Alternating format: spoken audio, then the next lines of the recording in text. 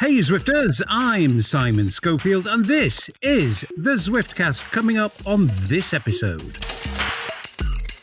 the astonishing growth of team time trialling on Zwift. How lockdown Zwifting has changed one tri-coach's training methods permanently. And how the Tour for All race series has done more for women's cycling than anything else, says the winner. Well, a couple of weeks break, and that's given us time to reflect on some of the changes that lockdown cycling has brought and which of those may stick around. We're in reflective mood this week. You feeling reflective, Shane? I'd like you to be. G'day, mate. With no hair on top of my head, some would say my head is the reflective thing on me. But yes, it's been a long time indoors. It really has. But yeah, lots to talk about this week. I'm keen to get stuck into it. Well, I'm glad to hear you alive and well, because last time I saw your avatar, it was lying in a pool of blood on a Los Santos highway, and we'll talk more about that later. Nathan, yo, dude, you're always reflective. You be like a mirror. You're so reflective. How you doing, fella? I'm doing good. I don't know. Lately, I've been so dang busy. I'm having a moment to sit, except for this week, finally. So, yeah, time to sit down with you guys and maybe get on with it. So, liking it. Well, that's what we're here for. Well, I've reflected, and thanks to all the stick I've received in various forums, most of it affectionate, well, all of it affectionate and good-natured, I have to say, but it was stick nonetheless. I have concluded after much reflection, I am giving up the Tron bike. What? Yeah, that horse has bolted. The Tron train has left the station. My Tron ship has sailed. Having completely failed to register for it, despite having done millions of meters on Zwift, I've decided I'm just not going to register for it. It's gone. It's over. I don't need it. Denial. That's all that is. That's all. You'll be back. You'll be clicking on that secretly one night. You'll wake up in a sweat. You'll need that glowing Tron bike. We all have to have it. A true Zwifter has to want the Tron bike. Simon, I'm disappointed. Well, I can understand your disappointment. I mean, have you never done this, Nathan? It's like you know you should have done something and then you hadn't done it, and then you think, oh, well, I just can't be bothered to do it, actually. Well, only the thing is that you're already doing the thing. That does the thing, except you have to click a button. So, like, it's not like you're not getting more climbing. Like, eventually you'll get the Tron bike. I mean, like, no, I know, like, but the thing, 10 years from now, Simon, you'll have the Tron bike if you just register. Like, you just no, but this is not very transparent. We're talking about being reflective. We need some transparency here now. Like, well, I guess this is transparent. You're really sharing your heart of wanting to give up, but come on. Well, no, it's just like that thing. I tell you what it's like, actually. I don't know whether you've ever done a very, very long alpine climb or any kind of long climb, actually. And then maybe 2/3 of the way up the climb, the gods or whoever hydroformed the mountains decide to put in a 2-mile descent, right? And you've done all that climbing and then suddenly you're going downhill. That's how I feel about the Tron bike. I know. It makes no sense. It makes no sense. And maybe I'll reflect on it a little further. Yeah, that analogy makes no sense to me at all. I don't understand. He's descending faster into climbing the Tron bike again. I don't know what's going on. Yeah. Descending okay, fun. Enough of that. I think I'm tying myself in knots here. Enough of that. All right. One of the other reasons, apart from pause for reflection, for us to have a little break was to wait for the latest Zwift update to drop, and drop it has. And if you're in a meetup with your club mates or a group or mates or whatever, generally what Zwifters call a private meetup, now only you and those mates see the messages in the group. That's really great because, again, it's going to kind of aid group communication, make the whole thing more cohesive. And it also means that private meetups don't get cluttered up with millions of messages from the Zwift wider world, which was how it was. Good improvement, Shane, I think, this one. Yeah, for sure. It's just another one of the little polishing additions they've made to meetups recently. I don't want to hear about what John had for dinner or what Karen said down the street to her friend or anything like that, which you see in the general banter. So it all just pulls this into a little sandbox of just your own people. So now we have private chat, we have private meetups, and we have race results. Game on. I love it. This is really, really good. It's going to be used by a lot of people. Yeah, I completely agree. It's going to help with races, I think, in private meetups as well, Nathan, because obviously it opens the door to highly targeted trash talking, which I know you do a lot of. Yeah, there's that too, and then as well as just it isn't as confusing now, right? Like I've run some meetups and I'm running it as a leader, and then I know that people are seeing this chat that's coming through maybe, and I'm like, do I need to explain what's going on right now? Do I need to explain that person? And I kept on feeling like, and they might even be like, who are you? Like, you know what I like? What? Who's she's guy? Karen. Who's that? She's Karen. She's Karen, and she's complaining to somebody about But in something. races too, like you're like at full whatever, and then like 50 messages or something, and you're like, what is this relating to? What you know what I mean? Like it's not. You want to be fully attentive during a race, so of course it's going to be great to have that. And then there is the. I mean, I don't trash talk a whole lot. Well, on stream I do to my viewers. Did you hear that, Shane? Did you hear that, Shane? He said, I don't trash talk a whole lot. Yeah. So we know your game, Nathan. Okay, and there's more, yet more. We have a new power-up, the steamroller, no less. More on that and some of the other new things in a few moments. But first, a bit of fuss over data and privacy affecting the immensely popular WRTL race series shone a bit of a light on a movement that's gone from niche and underground to wildly popular. So I figured it was time to find out a little bit more about WRTL, and I caught up with one of its founders, Steven Milliken. Hello, Stephen. Hi, Simon. There was some horribly complicated mess up to do with data and privacy and permissions, and it looked to some people as though Zwift were trying to close you down. But I made a few behind-the-scenes inquiries. I know you did too, and that just wasn't the case, was it? Really, this was not. This was more cock-up than conspiracy, I think. Yeah, the story does have a very happy ending, but it was definitely a case that Zwift is obviously worldwide with offices, and different offices weren't talking to each other. We basically had a letter from the legal department of Zwift saying that we were. It had come to their attention that we were using personal data, and we were accessing improperly the API, and that we should respond immediately, or, and I quote, if you don't respond, we plan to take any and all actions consistent with applicable law. Scary, yeah. But anyway, the right people have now spoken to the right people, and can you confirm it is all happily resolved? It absolutely is. And, it really, once all this came to everybody's attention, and I have to say that the community absolutely got behind this, including offers from lawyers saying that they would support us for free and get to the bottom of this, which, that was like a huge, big security blanket around us, because we realized that, if we're getting threatened, then we had some backup. And absolutely, to Zwift's credit, they have completely sorted it out. And, we have come out of this stronger than ever. Oh, well, that's excellent news. Lawyers don't often work for free, so that's a bit of a thing. Now, let's just examine the success of WTRL, because, it's just, I think this kind of row brought it to more people's attentions, but it's absolutely huge, isn't it? Just give us the kind of elevator pitch, Stephen. What is it? Well, WTRL started 2 years ago, and it was myself and a guy called Mark Swatton from 3R. We wanted a club race. We wanted to take each other on as a club race. So we organized on a Saturday afternoon to take each other on, and then we'd work out a set of results. And that was a huge success. We were only going to run for the winter, a few races, and then stop when everybody left. But on our very first race, we had over 600 people taking part. So we thought, right, this is great. And the series continued. And in the end, we finished our plan to finish in the March.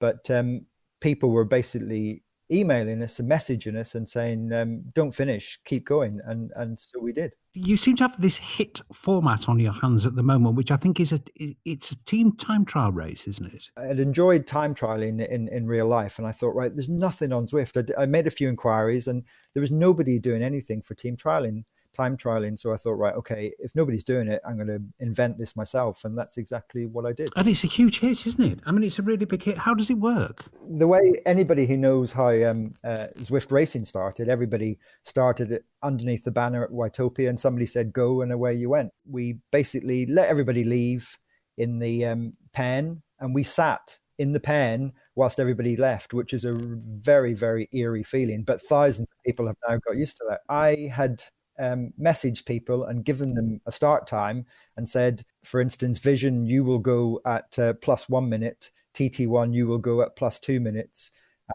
etc. And then you're totally reliant on people doing that. Exactly. We started with 5 teams, and we're now over 600 teams. Good Lord, 600 teams. It just got to a position where it was just getting unworkable. I was there until 3 o'clock in the morning, having to get up at 5 because of the popularity, we then got a second time slot so that we could get North America involved in it. And then we were finding there was 5, 10, 15 teams coming from North America. And then I then had to get up at 5 o'clock in the morning to get their results done. And I was exhausted.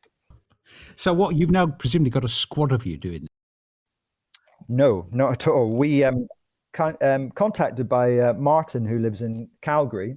And Martin has experience in computer programming, and he basically could see that I was chin strapped and on my knees. So he offered to help, and any offer of help would have been absolutely fantastic. So I bit his hand off to get help, and then Martin has taken it from the maximum that we were able to deal with, say 25 teams. He then completely wrote a program that could work out the results, which has evolved over time.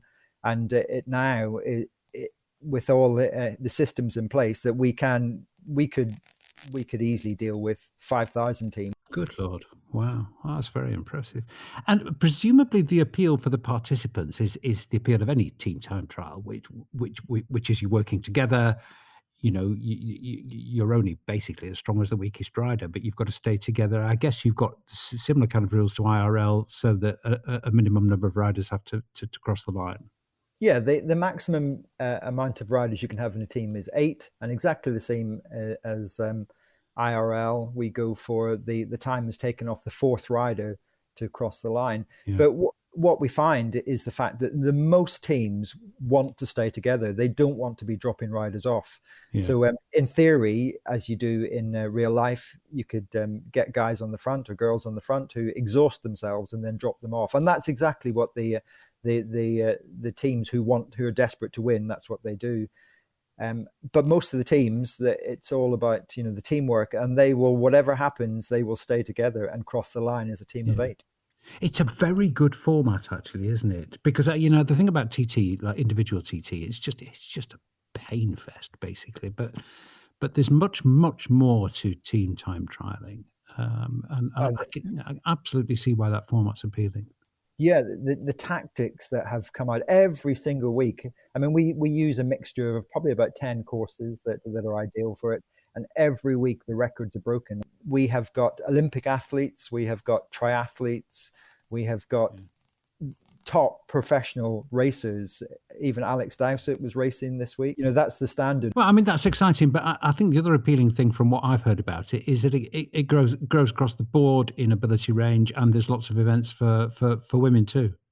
Well, our ethos from the very start was WTRL is about 5 category racing. So to us, we tell everybody that it doesn't matter if you're a D racer or an A+ racer, you matter to us. And whenever we look at results, we don't go to the D or to the A category first. We go to the D category first and we work it out. And you'll see in any results that we have, the ladies always come first. So, we are completely neutral when it comes to whoever's racing in our race. We treat everybody exactly the same. Well, it's a hell of an accomplishment. And as I say, this kind of little storm in a teacup certainly brought you a lot more attention. Finally, Steven, I'm guessing that even with computer wizardry from your colleague in Calgary, this is still somewhat of a drain on your time. It is almost like a full-time job. But certainly my wife will say that that she's a Zwift widow, and Martin's fiance the same. But the ironic thing is that we spend maybe and this is no exaggeration, maybe 8 hours a day, because through our email, through our messages, we reply to every single message that we get. And especially after an event, that we will get hundreds of emails, people asking questions. And a lot of people think that we are Zwift themselves, because we'll get questions about subscriptions and kit, especially team kit. We get a lot of questions about that. But we answer all those, and we, believe it or not, still pay our Zwift subscriptions. So we are organizing for Zwift thousands of people racing, but we get paid nothing for it. It actually costs us to host our website. So it costs us to actually do it. Well, maybe somebody at Zwift might hear this and see whether there might be some kind of remedy, or at least something to nod in your direction for the amount of time you put into it. And you're not alone. Lots of people in the community do similar things, but it does seem that this seems particularly labour intensive. Stephen, I'm thrilled to hear about it. Thrilled to hear about the success. It's got a place in my heart, the Team Time Trial, actually. I must say, I think it's an absolutely fantastic event. And it really is about time I hauled my ass into one of your races, actually, because I love a good Team Time Trial. Well, one of the things that we do is if a rider is looking for a team, we will find them a team, because of what we have now built up with the community on especially on Facebook, that if somebody comes and says that they want to race, we will, whatever time zone they are in the world, we will find them a team, and they will get a place on one of those teams, whatever their ability is. That's a brilliant service. Absolutely brilliant service. I'm blown away by what you do. I know a lot of people in the community do similar things, but the organisation that goes into this must be Herculean.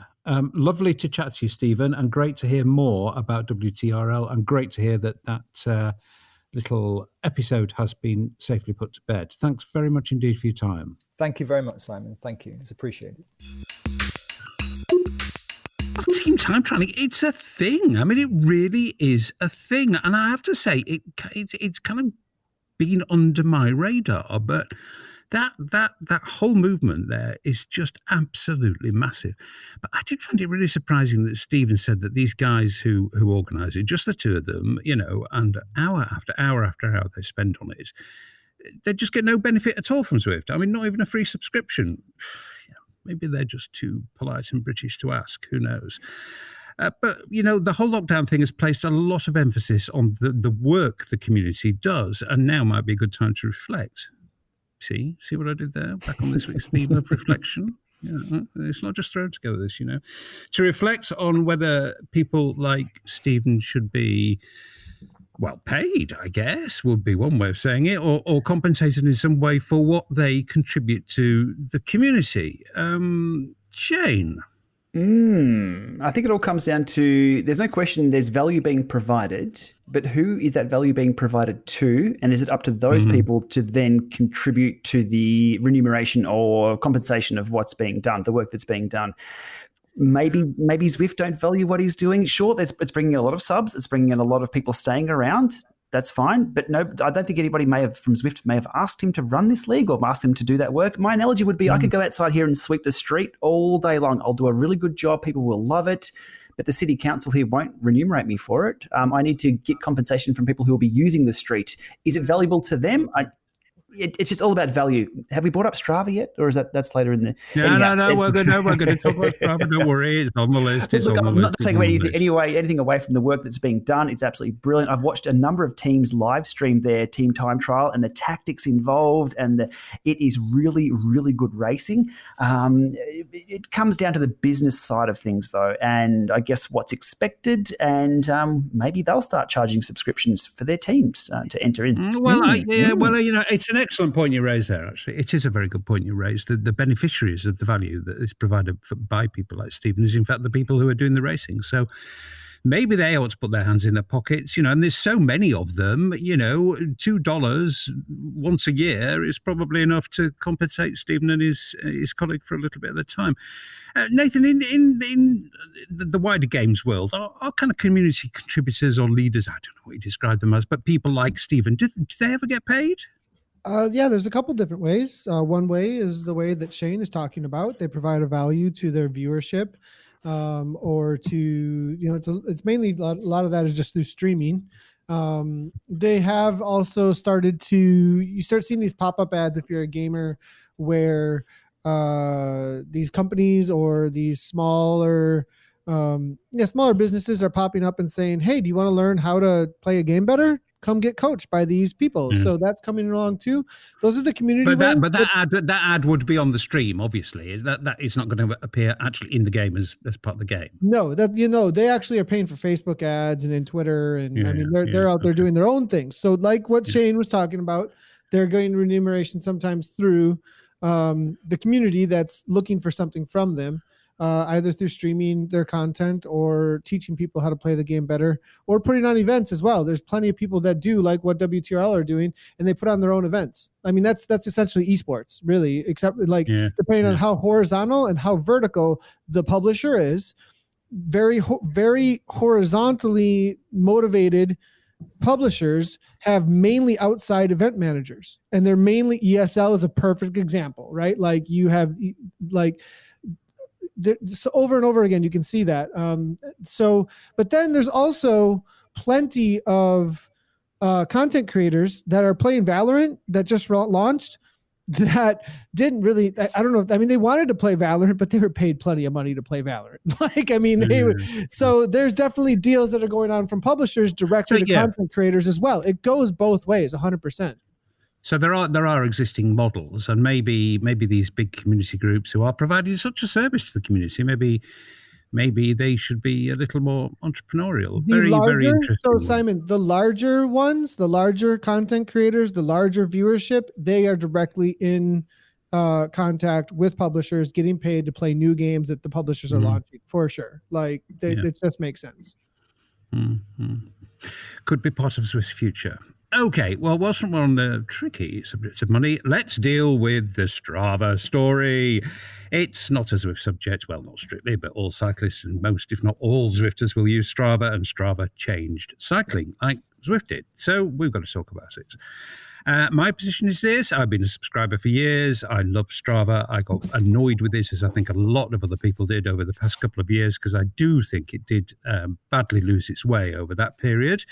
But with the return of the founders, I think we've definitely seen a very welcome change of direction.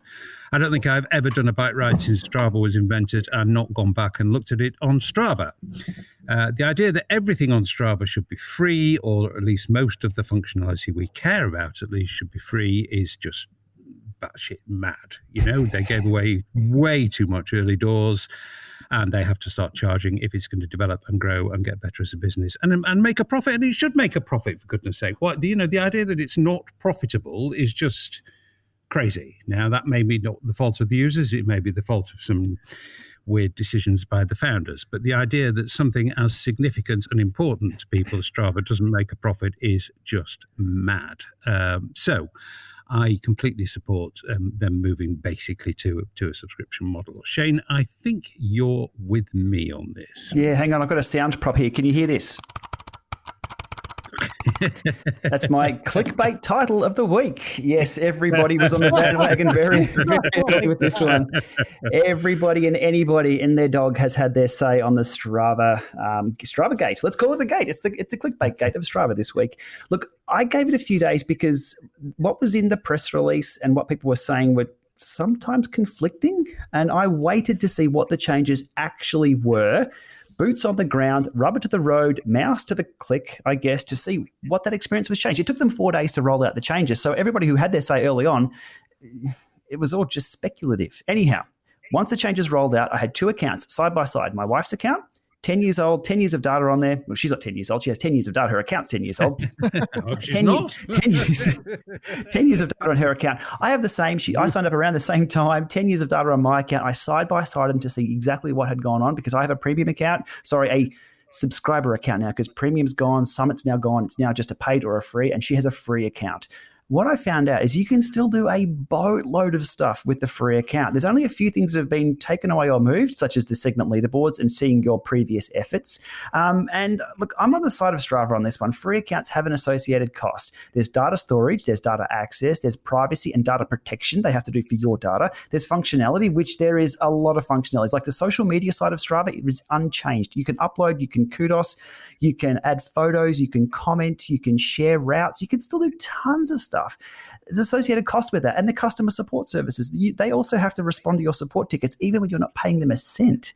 So there's, I'm with Strava on this one. I want to see them stick around for that very reason. Like if they don't start charging, if they don't become profitable and they're not there, then what? Imagine what would fall out of the world of our little world of cycling if there was no Strava. How would Zwift go without Strava? I know, absolutely. So I know. I support them. It's like imagining the pre-Zwift world, wasn't it? I mean, it was a less rich world. And you've not mentioned this, but I use this a lot, particularly for my kind of outside gravel rides. Their route creation tool is hugely improved. I mean, massive. I mean, it was a bit rubbish before, to be honest, but it is now massively, massively improved. So we are actually seeing added value from the company.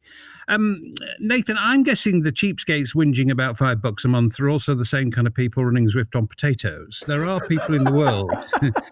There are people in the world who, expect a champagne experience for beer money, I think. Yeah, I'm okay. So they put themselves in a tough spot because, like Shane said, you still get so much, and I'm almost like you're still getting too much. I'm kind of like, and because of that, we kind of have this in between space where like you can still do so much here that it's probably not going to see a big rise in there's just not enough leverage, for there to be a purchase point.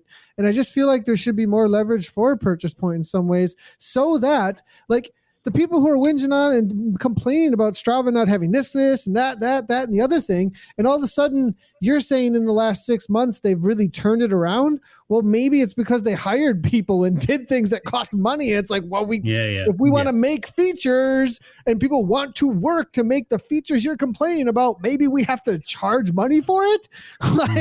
It's strange idea, right? Yeah. Like, so if you want a better Strava, maybe we just got to get paid to make a better Strava. So anyway, like people got to eat. It's a weird thing that, people, but people got to eat. Okay. Oh, yeah, I'm on board with, but I don't pay for Strava, so I don't even know what I'm talking about.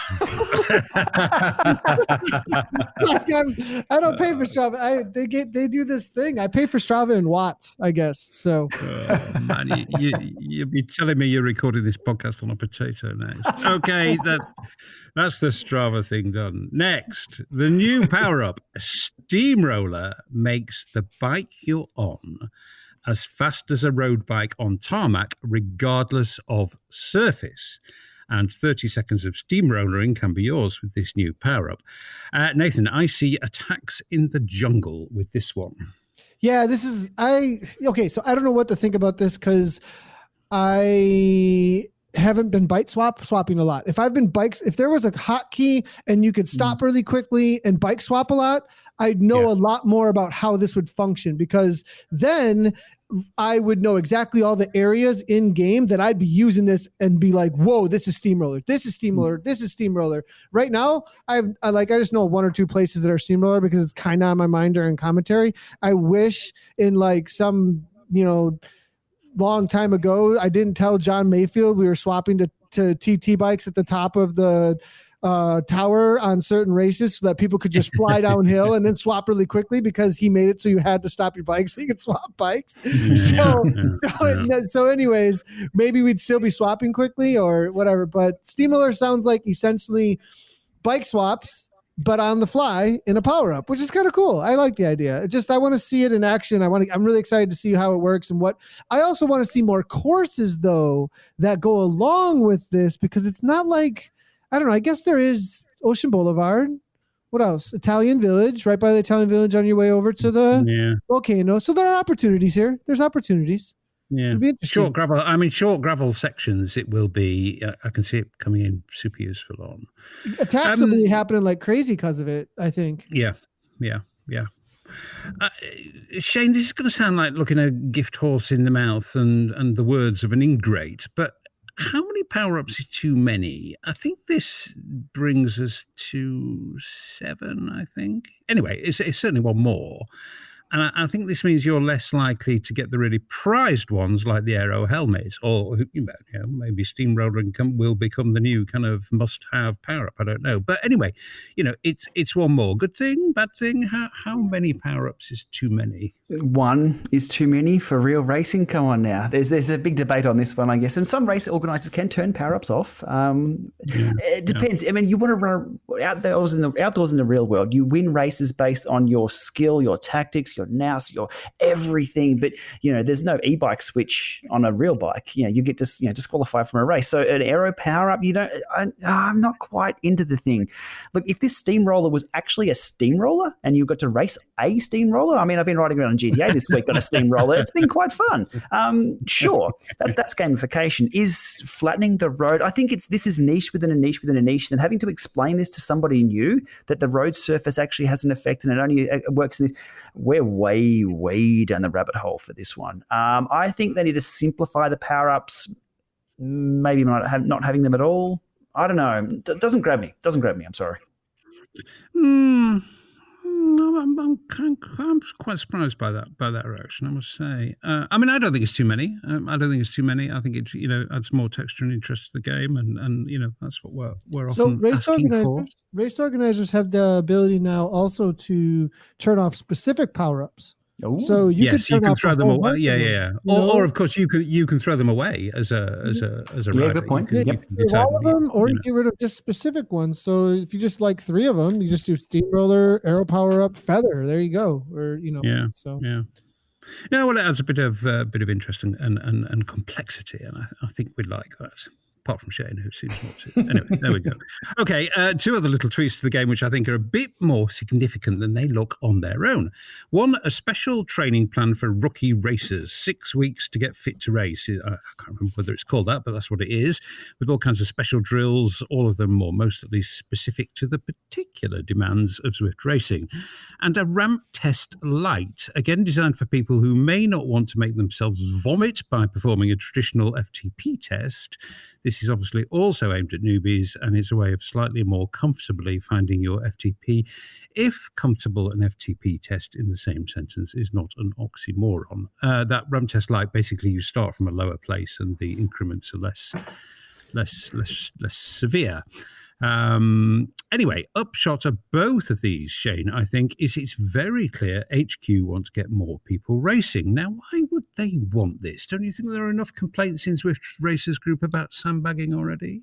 Racing is the best way to test yourself. It's also the best way to improve, and it also gets you a hook in. If you just go for a ride, tomorrow, no, you might not go for a ride. Or if it's, not kind of your day, I'm not going to bother. But if there's a race on and you've gotten, let's just say you got 25th in a C race, well, next time, aim for 24th, aim for 23rd. Racing's got to, this is why we all get hooked on bike racing when we first take it up.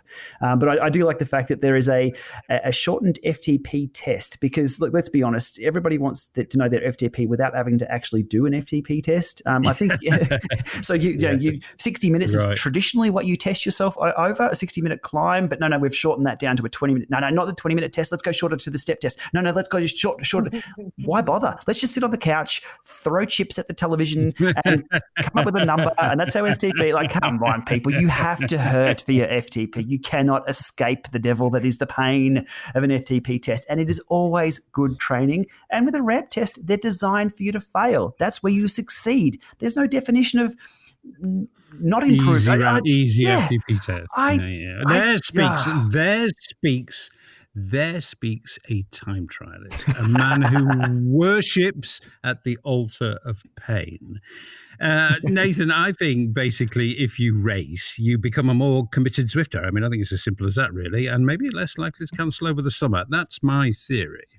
Yeah, I think competition is addictive in trying to win, and I think you start seeing similar people, or even if it's just your first time and you come to the line with a group of people and you're like, wow, that was like a real race, but I was in my house. Wait, I can do that anytime. I think there's an aha moment, like Eureka a little bit. This is a lot more fun and interactive than I thought, where, you know, if you're used to Peloton or whatever, like if you're coming over from something else, a spin class, and there wasn't that competitive juices going quite as much, except for like so-and-so that you didn't know what they were doing next to you, but it looked like you were working harder than zippity doo dah, you know, like, so you know, I think there's a lot more pull for sure. And I mean, I recently have experienced that again, coming back to, so it's just so much easier to jump on to get a good workout in when it's competitive rather than just slogging along doing intervals. So definitely. Yeah. Well, I think it's a good thing. You know, I think perhaps people need a bit of hand-holding and easing into the world of competitive Zwifting. And if these two things make it easier for more people to race, I think that's only a good thing, he said, sounding sanctimonious and priggish. Okay, well, let's stick with racing for a little while, and let's hear from Ashleigh Moolman Pasio, who with her team CC Live was the star of the Women's Tour for All race series. She lives just a few miles down the road from me, actually, in Girona, but obviously with things being how they are, I caught up with her over the interwebs.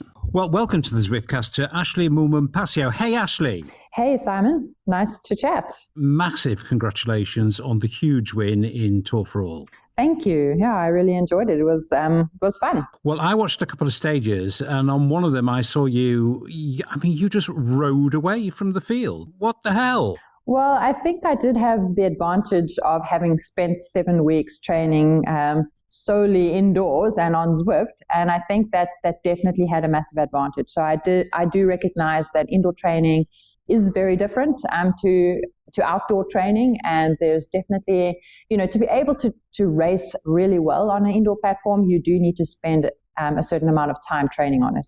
In Zwift racing, right from the get-go, there has been, without any question, without any fuss, without any issue, complete parity between men and women racing.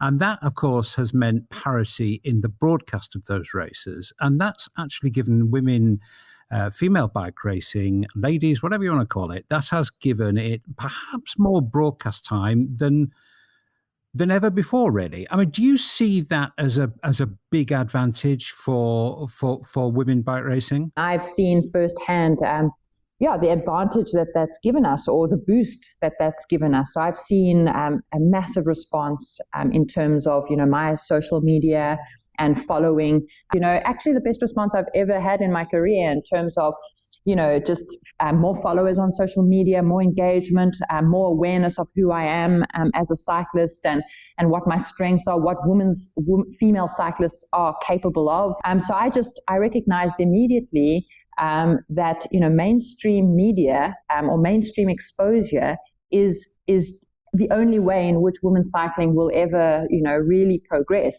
If we can have parity in virtual cycling, at some point, I do believe that it will translate onto the road. And so, yeah, I definitely want to have embraced the opportunity that virtual cycling has presented for women's cycling. And actually kind of blew me away, to be honest, because it kind of feels a little bit strange that my avatar is more famous than I am. And I've been cycling for 10 years on the road. So it's a little bit weird. And I think it gives great opportunity to give the fans exposure to the inside of our lives, you know, what our homes look like, what our pancakes looks like, maybe little interview inserts with us, you know, talking a little bit about, you know, daily life and those type of things. So I think it's definitely can definitely complement road cycling in a huge way. Never replace it, but I do see it as complementary.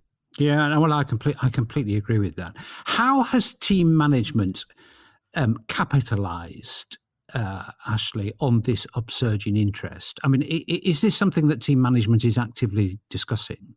Well, actually, if I'm totally honest, I think it's still somewhat overlooked, to be honest.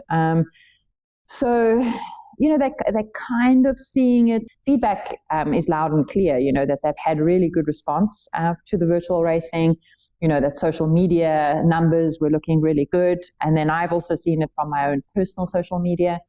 So they do recognize it, but I think there's still a level of it hasn't totally been embraced, by the road cycling teams, but I don't think that everyone has embraced it the way I have in terms of seeing a long-term future for it and a way in which it could complement road cycling into the future beyond the COVID pandemic. Yeah.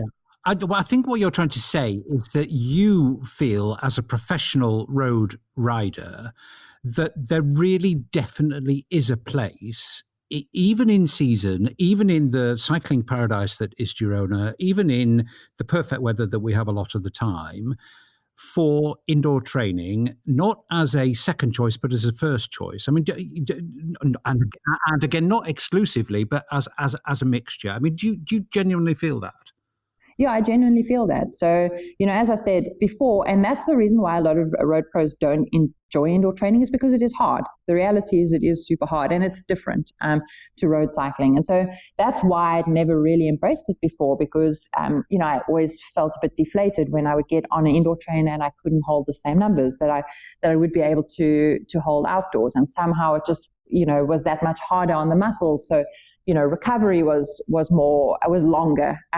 But, having been sort of thrown into the position where you either embrace it and make the most out of it, or literally you've got to take what ended up 7 weeks off the bike, I decided I'm going to make the most of my situation. And the first week was really hard on the muscles. If I'm totally honest, I really had to dig deep. Luckily my coach was pretty supportive, and he was also realistic. And he said to me, we need to drop your threshold power by about 25 watts, in the first weeks. Let's see how it goes. And let's drop your volume by 20 to 30%. And let's see where we go with that. And then the third week, I took a little bit of an easier week because I was really struggling. And then the fourth week, I suddenly really started to see results. So I started to see that my power was much better. I was starting to get closer and closer to my outdoor numbers. I think in the fifth week, I actually did a performance test, and I saw an increase in my maximum power. I saw an increase in my VO2 max, because luckily we have the facilities here at Rock Performer Cycling to do VO2 max testing and some performance testing. So that again was reassurance that, okay, this is really doing good. It might hurt and I might suffer at times, but it's worth the while. But Zwift racing is totally new, but I really threw myself into it. And okay, I suppose it helped that I won my first Zwift race. So suddenly I was like, okay, wow, this is quite fun. One thing led to the next. And then I actually, after lockdown, after 7 weeks of training indoors and on the platform of Zwift, I went and did my best time up Rock Performer. So it really showed that the work that I'd done indoors did benefit the outdoor stuff as well. Well, that's very powerful testimony, actually. It really is. I mean, we're still in this slightly weird period where there's no bike racing. Things are beginning to soften up here, and they're lifting the time restrictions on us next week, which I know hasn't applied to pros, but to people like me, that's a big deal. But we are still in this slightly weird period. Obviously, by the sounds of things, you're going to continue racing on Zwift. Yeah, definitely. So I'm hoping there'll be some more pro events for the road pros. So for me to be able to continue to race on Zwift means it's a bit of a challenge because CCC Live haven't entered a team. It surprises me that CC Live have not entered a team, but have you any insight into why they took that decision? Well, it's not really a big surprise. I suppose the only pro teams that have entered teams into the Pro-Am. So I'm talking only about the Pro-Am. So there's Pro-Am racing on Zwift, and then there's Pro racing, which was the Tour for All, but that was a first time, opportunity. It was really a first. So although I hope that continues for the pro teams into the future, it is only going to continue if there's buy-in, from all the teams to really accept that it is a good platform. So I'm really doing my best to play a role in trying to convince, my peers and the team owners and managers to see the potential of it. But so what I'm talking about is if that doesn't continue, if pro racing for the road pros doesn't continue on Zwift, then Pro-Am will kind of be the only opportunity for me to race on Zwift. If I'm totally honest, I don't really want to answer for the team before I've really had a proper discussion with them. I haven't actually really said to them, please, can you enter a team? I suppose maybe if I did, they might consider. But if I really look into my peers or my teammates within the team, I don't necessarily see that there's enough interest from my teammates at this point. So they need convincing, but maybe that's something that I should try. Well, that's very, very interesting. Really interesting stuff, and a very interesting conversation. Thanks very much indeed for your time, Ashleigh, and congratulations once more on an absolutely fantastic win and being a brilliant ambassador for women's racing on Zwift. Thank you. Thanks, Simon. Right on! Well, as I said, Ashleigh lives just up the road from me here in Girona, where she runs a very good bike touring company, actually called Rocker Cycling, sited in a very, very beautiful building. And whenever people are able to get their bikes into a box and travel to other parts of the world, I would definitely recommend certainly Girona, but for obvious reasons, and Rocker Cycling. A lot of my friends have stayed with her and had a really good time. So there we go. There's your free ad, Ashleigh. Now, one of our dear listeners asked very politely to explain in the next episode why I have been stranded in Girona these past weeks. As he asked so nicely, we're going to do this very briefly. I'm a bit sick of the sound of my own voice, so we're going to play a little game. You two, my much cherished fellow Zwiftcasters, are going to switch roles and be the interviewer. So, off you go. One question each, turn and turn. You have to get to the bottom of this important story. Now, remember the watchword or watchwords of Rudyard Kipling about being a good journalist and a good interviewer. I think it was his 6 serving wenches. Who, what, why, where, when, and how. Off you go. Shane, first question. I'm a horrible interviewer. I work with technology. It never talks back, and it does exactly what I tell it to do most of the time. This is not a game I can play. Okay, so we've got to work out why you're in Girona. Why that part of the world? I hear it all the time. It is so far from here. I've got no idea. I don't even know where Girona is on a map. I couldn't even point to it. But yeah, my first question is why Girona? Why that location? Okay, well, my bad knee problem, if listeners remember that, it kind of focused my mind a bit about, as these things tend to do, about sort of big life decisions. And I'd planned, it was part of the life plan, I think, to be able to be in a position where I could spend a little more time in a place where it didn't rain a lot. So I've been on the lookout for the past few years about where that place might be. And I came here on a kind of boys cycling holiday 2 or 3 times. And I just fell in love with the place, really. In terms of where exactly it is, to answer your question, Shane, it's in northeast Spain, very close to the French border. We're only 60, 70k from the French border.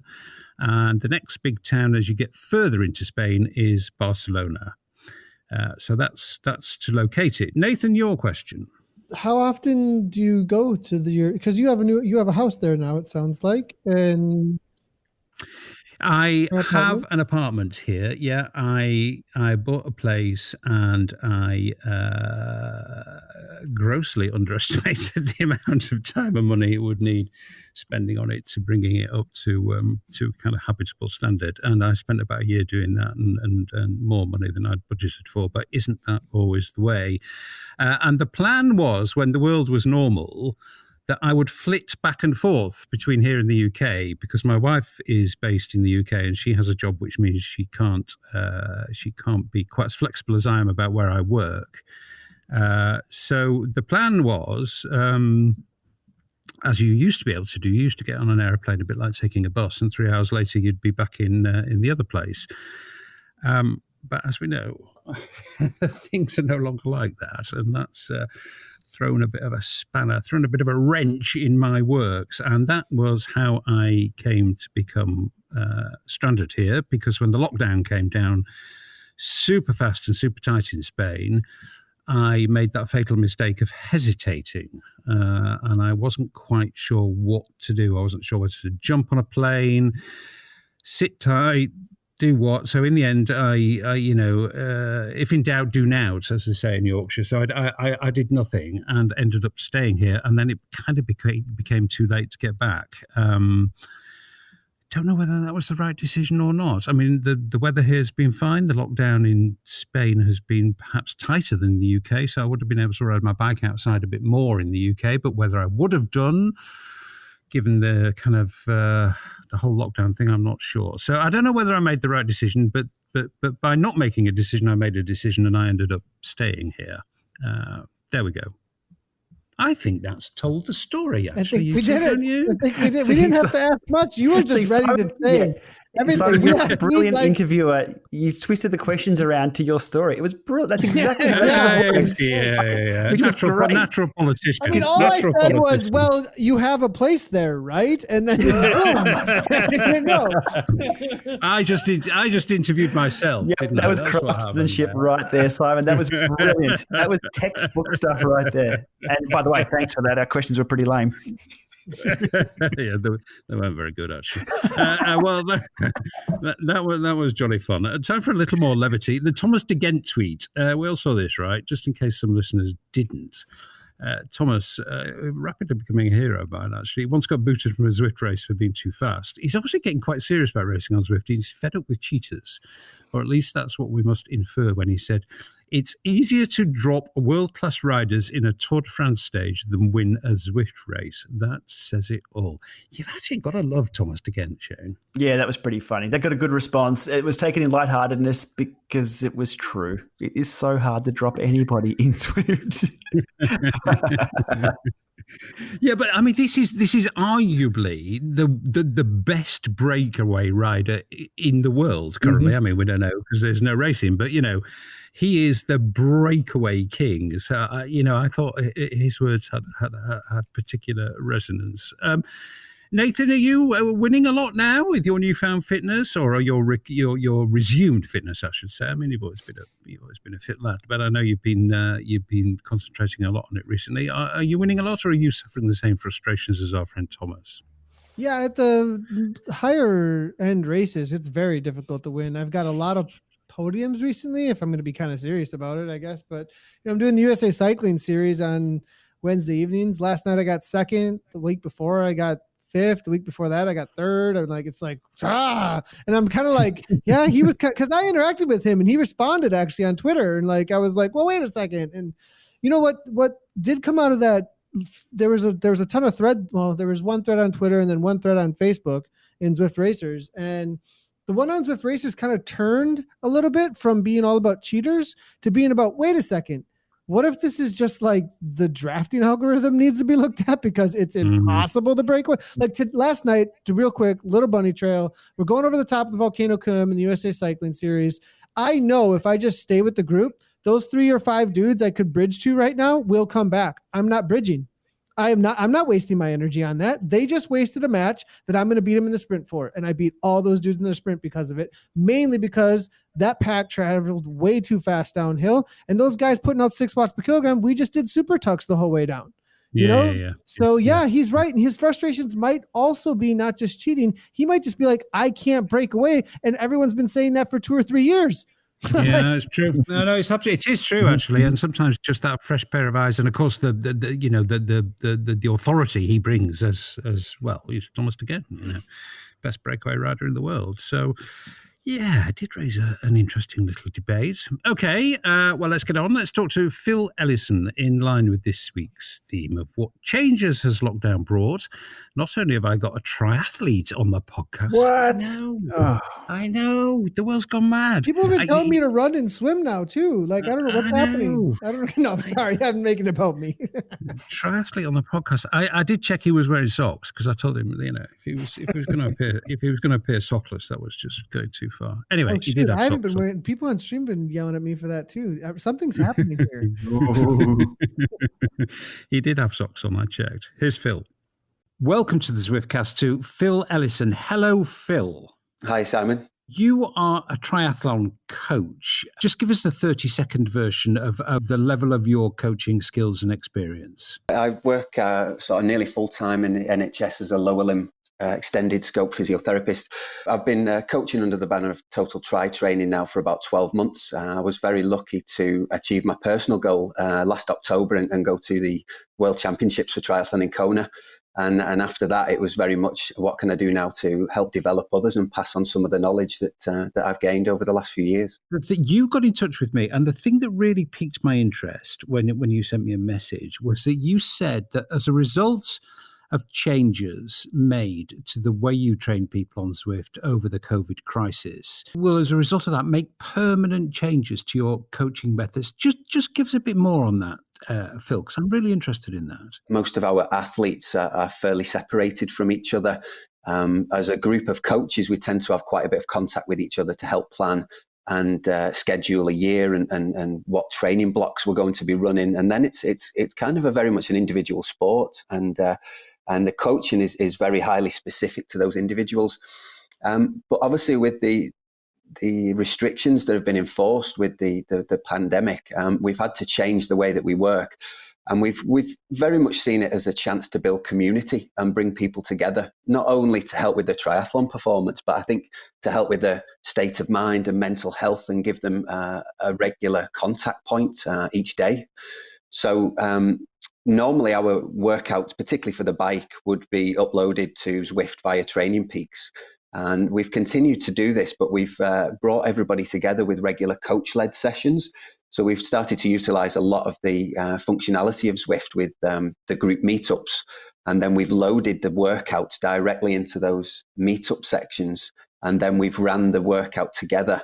And we've had one or two coaches on hand for each session, so that they've been on the Discord app to actually lead and coach the session. So it's a much bigger group environment. And the feedback from the athletes is that it's a hugely successful endeavor at the moment. I guess the feedback you're getting from your athletes is that this probably, I'm guessing here, it'd be interesting to see if you confirm this, but it probably increases compliance, because it's easy to skip a session if it's just you. It's less easy to do it if you're with a bunch of other people. Yeah, definitely. I think, again, from the triathlete's point of view, the training's quite all-consuming. To fit in the 3 sports every week and to fit that around work and family commitments, it's generally very difficult to be part of a club and actually to turn up at the times that you're expected to do. And obviously group rides on the road and such are so difficult with the different levels of ability. So this has been really well received. And yeah, the athletes certainly seem to be very keen on the group situation. I guess that when you said to me that this will, herald permanent changes to the way you work, I mean, I guess what you mean by that is that this works, so you're just going to carry on doing it. Well, it works in the fact that athlete satisfaction, seems to be really high amongst the nearly 200 athletes that we've got. The general feedback is excellent.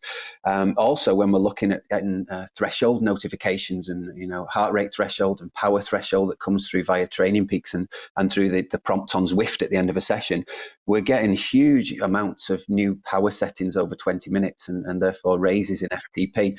And obviously that's a huge bonus for athletes at this time when it's uncertain. And, hopefully this has become the new goal for them at the moment. Whilst races have been cancelled, they're still improving performance and setting themselves up for a good season or a good few races when we actually can. Very cheerful just to hear some optimism come out this terrible period. Thanks very much indeed for your time and a really interesting chat. Thanks a lot, Phil. You're very welcome, Simon. Thank you. I do think as time goes on, we're going to be seeing more and more legacy, I think, the legacy of lockdown as it applies to Zwift and how it has changed people. And if that has happened to you, I'd like to hear about it because I'm genuinely interested in this. So ping me a message or go and visit Zwiftcast listeners or whatever. It's easy to get in touch. Okay, so last bits of Zwifty news then. Some people have noticed that in their weekly email, they no longer get a summary of ride-ons given and received. Don't worry, folks, it's not a plot, it's a bug. It's going to be fixed. Your weekly popularity contest results are going to return. I must admit, I didn't think I cared.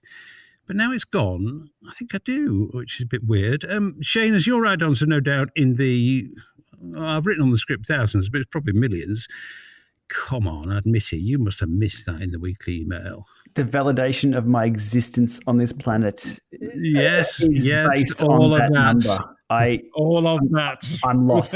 Without that, I don't know. I can't turn a pedal. I I don't cannot think turn a Shane's pedal. joking because he has a little script in which it shows the ride-ons he receives in his live stream. So Is that so? Is that so? it's a little text and it says ride-ons and how many he's gotten as a text on his But live also stream. how many I've given Which back. I'm actually It going keeps to me put on honest. now. I'm going to put on now, which I like. It's a pretty cool little script. Shane, actually. I think we've got closer to the truth than we thought we might here.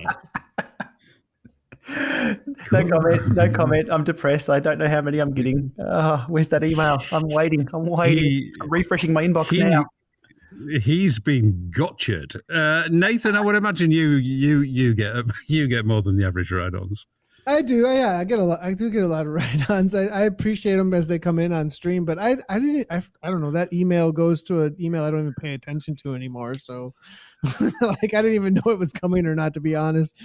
Okay, so you're taking a different approach. You're taking the blasé, it never really matters to me. You see, at least Shane's been honest. At least Shane says his life is, Once while I'm riding on, I like to see the person's name and hey, that person. But I don't look at how many, and like afterwards, maybe on stream I'll be like, look, I got so many ride-ons. I'm cool.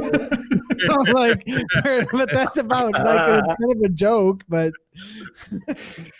Well, I think I'm lucky to number mine in the dozens. So, and that sounds like a plea for ride-ons. It's not. Everybody's going to start giving Simon. I hate those. Let's make a deal. Like, if we give Simon a certain amount of ride-ons, he has to register for the Tron bike.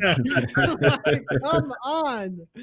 I hate those begging messages, don't you? Give me a ride-on. It sounds so pathetic. I hate those. Follow for follow. It sounds like follow for follow. Oh my gosh. Yeah. Anyway, okay.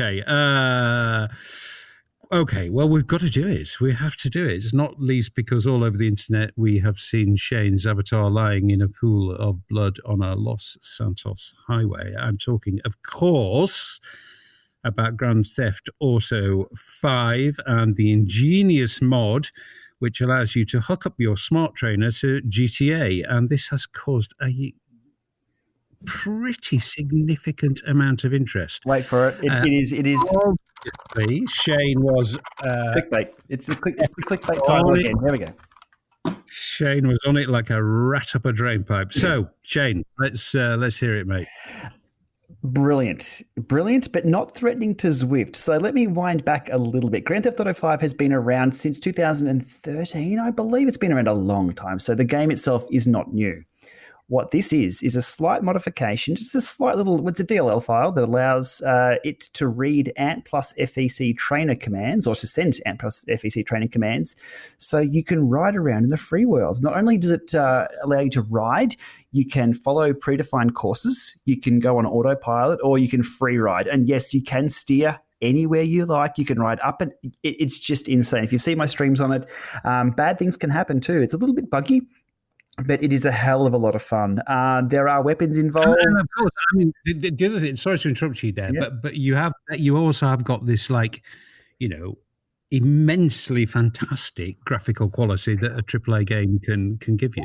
It's still a few years old now. However, it's let's just say it's a few generations ahead of where Zwift is for other reasons. Zwift is a cycling platform delivered in a 3D game.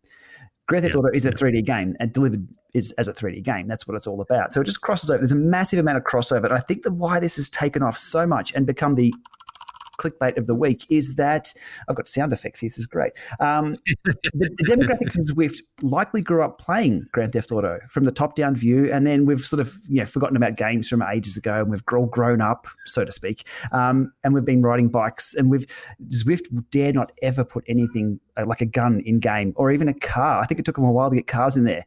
We can pull guns out and take cars out and take them off the road. If someone's tooting you, you can turn around and shoot them. It's just a lot of fun. It is a game. It is a pure computer game. I thought, I've got Max. Max is playing it at the moment. He's having heaps of fun.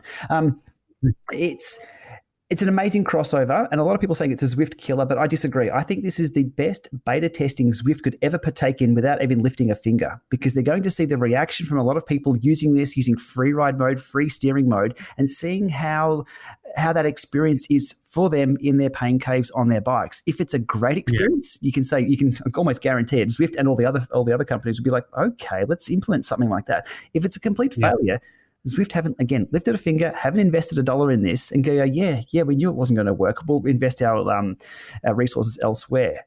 This is absolutely brilliant. We have Club Jarvis. Club Jarvis is good. It serves a place. But this is nuts. This is Club Jarvis times 1,000 for the gameplay experience testing. It's an absolute. Yeah, I think it's a great. No, there's some good points there, Shane. But I think the sample, right, the population that's doing the beta testing here, they're way atypical of the average Zwifter. That's a good point. I think it's still enough. It'd be hardcore cyclist to get this running. It took me 6 hours on a Sunday. Still couldn't get it working. I had to jump through hoops, download. It's 95 gigabytes to download. And I've had to do that twice because it wouldn't work with one version, worked with another. I had to go get a USB keyboard with a numpad. It's a pain in the butt to get working. I still think it's a good way for Zwift to have a look at. And I notice a certain Zwifter might happen, or someone from Zwift HQ happens to be in the group that's been set up on Facebook for this. So they're watching, and I'm glad they're watching because this is only going to improve everything else. And not just Zwift, every other 3D game on the market. They'll be looking at this going, what can we do? What can be possible? What works and what doesn't? And free ride through the dirt trails, unbelievable. It's very cool. Very, very cool. Yeah. Nathan, I don't think it's not an existential threat to Zwift, this at all, is it? The mod? No. Yeah. The mod. Dota 2 to Warcraft 3? Yes. Mm-hmm. So Warcraft 3 made a mod, open mod, right? Situation. Zwift does not have an open mod situation, but another game does. Then Dota happened, Defense of the Ancients out of Warcraft 3. Nobody plays Warcraft 3. Dota 2 is the largest esport in the world. Well, arguably not so much right this second, but this is how things happen. Everyone knows Fortnite dancing. If you've seen all the dances that all the kids do right now, if you don't know Fortnite, you at least have seen the dances. Nobody knows PUBG. Okay. This is how the advancements start to happen. And so I see. This is an interesting theory. So you think this is like a kind of brick in the dam becoming loose and some water starts to flow out of it, and before you know it, the dam breaks.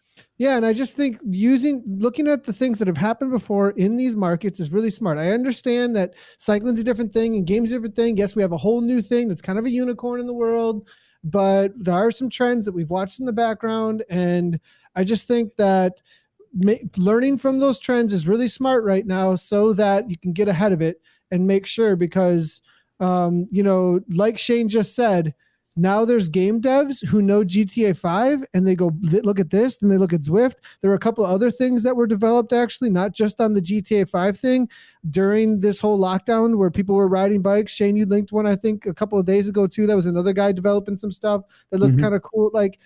There's a lot of attention here right now. And with a lot of attention here right now, that means that just more eyeballs on something and more influx into the market, more money, bigger fish. Interesting. I mean, given the real quick, Simon, real quick. Let me expound one more thing. Yeah. Go. PUBG, small in the basement, back end developer, doing a bunch of work, launches this thing. It's the biggest game for the longest time in a niche that was looking for battle royales. Battle royales become big. Fortnite's being developed by Epic Games. Epic Games, it was a one-off sale like GTA is. Like you're gonna buy this, you're gonna play through it, and they were like, "Whoa, BRs is a thing." They switched their whole model, focused on BRs. It became the biggest BR in the world because they were a bigger fish than the guy who made PUBG, who tried to do a merger and acquisition at that time. It kind of worked. They got bought by somebody, but they couldn't dev up the game that was made in the basement quick enough. And Fortnite blew it away. So that's that. Now, I'm just saying, there's a lot of eyeballs, like Shane said, on a dev space right now. That's like, what's going on here? People can, and virtual cycling is not going anywhere, right? Like I think this is the future of indoor, in a lot of ways, indoor exercise. That's what Zwift has always said, the future of indoor fitness. I mean, Shane, interesting, I think, actually, having seen this happen now, it's one of those instances where you think, why did this not happen 6 months, a year, 18 months, 2 years ago? I mean, Ooh, good question. You know? We had to wait for the standards to be out there and enough people to have this hardware to make it worthwhile. If only, say, one single trainer model or brand supported this, it probably wouldn't be that great. If it was only supported by smart bikes, again, no, not that great. So we've been claiming or calling for standards for a long time. So this is ANT plus FEC. It is a standard that's been around for a while, but there's enough penetration in the market for people to have these trainers to try it out. Why hasn't this happened? It's all down to time and motivation. The developer behind it worked for Be Cool initially and now works for Garmin. A funny story is that the little GPS in-game, because it does record a fit file, and it does actually, you can upload that fit file to Strava. So it does the whole works there. You can keep a track of your training with this on GTA. And it writes, within the fit file, it writes to it just like a Garmin. So there's a little Garmin on the screen. He called it gaming, but it looked like a Garmin. Garmin sent him a friendly takedown notice. It was internal email, obviously, because he works for Garmin, saying, can you remove all resemblance to Garmin in game for your mod, please? And he's like, no worries, I'll change it. So it looks horrible now. It's a little tiny square thing. It looks like an iPhone, actually. So I went and changed it to a Wahoo Roam. And the Wahoo Roam developer, Murray Hughes, has tweeted out saying, as a representative of Wahoo, I fully support this mod of a mod in Grand Theft Auto 5 bike. The world is watching. The world is watching this. It's really fun. Maybe that's Wahoo recognizing that actually it's quite a good thing to have that unit in the game. Very, very, very interesting area, and I think one we will almost certainly return to because there does appear to be a bit of traction on this. Interesting. Okay, that is that. Actually, this episode flown by again. World Zwift Day has been declared June the 3rd. This is the happy confluence of, this all kind of event, World this day, World that day. But I think World Bicycle Day and World Running Day have coincided, whether by accident or design, I don't know. So it's been declared World Zwift Day. Is that a day where we all ride our Tron bikes together? Hey, Nathan, do you want to go for a Tron bike ride? Hey, Simon. Oh, you see, now I feel like the non-cool kid. There, click the button. Yeah. Click the button. You're upset, mate. I'm upset now.